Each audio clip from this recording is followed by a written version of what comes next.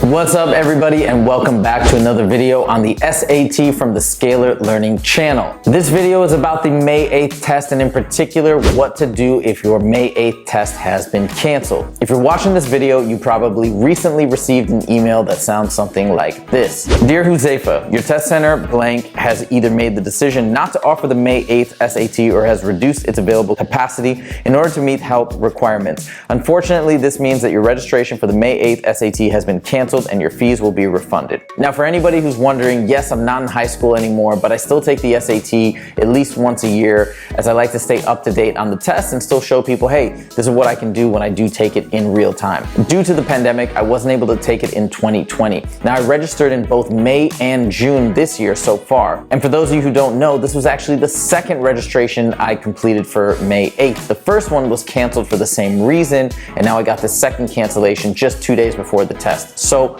obviously, I'm not able to reschedule. This does not have nearly as large of an impact on me as it does for all of you students out there. So this video is about what you should do if this has just happened to you. First of all, let's talk about the impact on your emotions and your mentality. Of course, it's very disappointing if you've been gearing up to take this test in May and then all of a sudden at the last minute, you found out that it's not gonna happen. And I understand that. My recommendation, if this has happened to you and if you've been on a constant path studying and doing practice problems, I would say to take a brief break, just a few days where you let your mind reset, you deal with the emotional impact, and then you get right back to work after that. Now, the only exception to that is if you're of the mentality that you don't want to take a break and that's going to make you feel worse, that's fine. But I'd say let your emotions and let your body guide you in terms of, do you need a break? Do you need a reset? And if so, no problem, but just don't take your foot off the pedal for too long. The next thing I would do is immediately look to register for the June SAT, because that is still open. Now, the only caveat there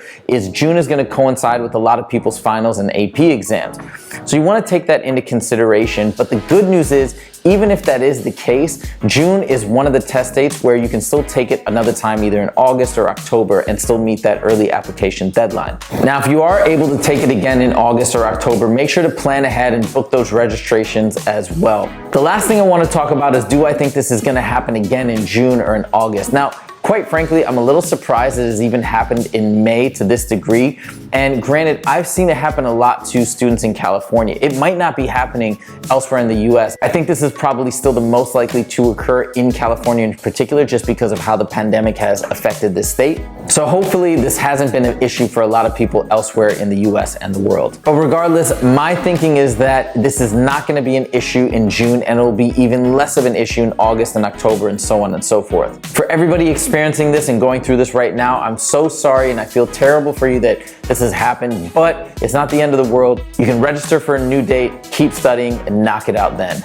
I hope you enjoyed this video, and if you did, please click that like button. And if you want to see more from the Scalar Learning channel, make sure to click subscribe. Thank you guys so much for joining, and I'll see you in the next video.